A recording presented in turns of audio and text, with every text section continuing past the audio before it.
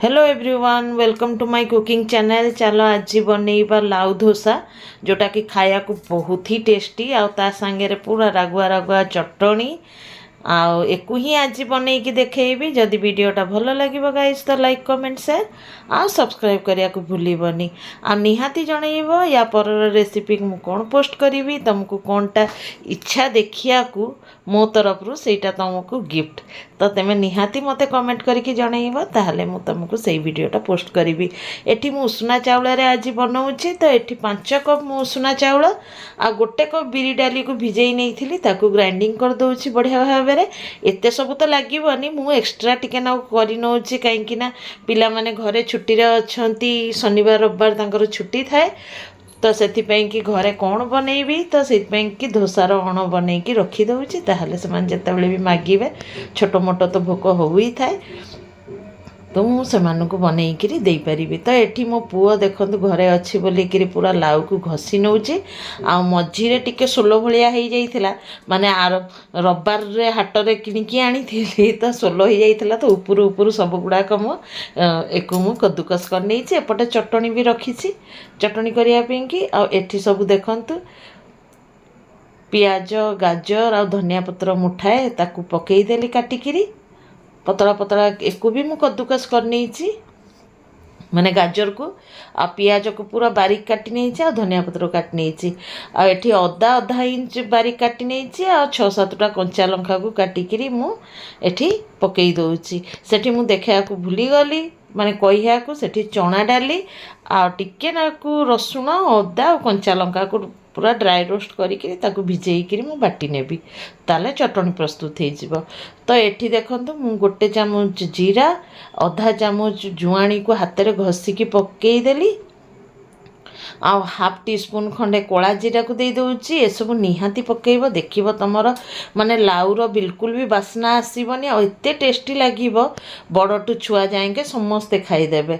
1/2 teaspoon मु एठी हाफ्रु टिके कम मुठी गोलमरीच गुंड को नहीं गली। मो पाखे गुंड थिला तो नहीं गली, नहले तमे फ्रेश कुटिकी पकईदब।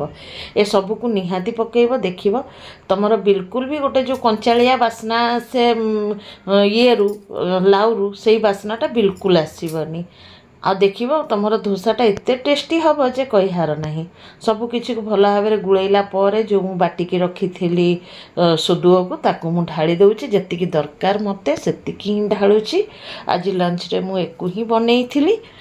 तेमे चाहो तो एक ब्रेकफास्ट या लंच रे भी बनई पार, जेतेबेले छोट मोट भोक लगे तेमे बनईकरी दे पार छुआ मानकू, जेहेतु बहुत हेल्दी रेसिपी अच्छी। आ ता छड़ा मु उषुना चाउल रे करूची माने आउरी हेल्दी हो जाउची। मोटे गैस हबनी कि माने जो खाइला पर तमर हेकुटी आसे सेगुड़ा भी हबनी। आ नाही एतिरे इनो सोढ़ा बा किछि भी तमर दरकार। एठी मु स्वाद अनुसार लुण को नहीं गली, नहीं भल भाव में एथरक गुड़ई दबा। सତରେ कहूची गाइस, तुम निहाती थरे घरे ट्राए कर। लाउ तो समस्ते घरे आसु थाए, तो यही भलिया भाव में तुम दिने चकुली बनईकी देख, छुआ बड़ समस्ते खाई परिबा। और टिफिन भी मध्य छुआ मानकू करिकरी देई पार। एठी मु तावा बसई देइची, डोसा तावा। आ फास्ट मु टिके नाकू तेल को ग्रीस कर दउची, प्रथम जेहेतु करूची। आ ता पर गुडा डोसा रे आ तुमको करिया किछि दरकार नहीं। तो एठी मु 2 करचुली अण को दे दउची। देला परे ताको एई भलिया भाव में टिके फैलई दब, कारण चकुलीटा टिके नाकू थिक हम, बहुत थिक करिया दरकार नहीं। एई भलिया भाव में हाथ रे माने एकदम हल्का हाथ रे को फैलई दब गोल करिकरी। मु जो भलिया भाव में करूची सेई भलिया भाव में करिवो। तमे जदि प्रथम भी बनाउथबो ना गाइस, तेबे भी तमर खराब हबानी, आ तमे फास्ट आटम रे ही सक्सेस हो जीवो। देखंतु केते सुंदर भाव में मु ताको धीरे धीरे करिकरी पूरा गोल कर देली।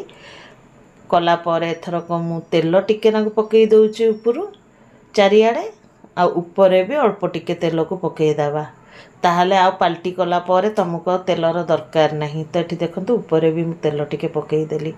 तो ये मु रिफाइन ऑयल यूज करुच्ची।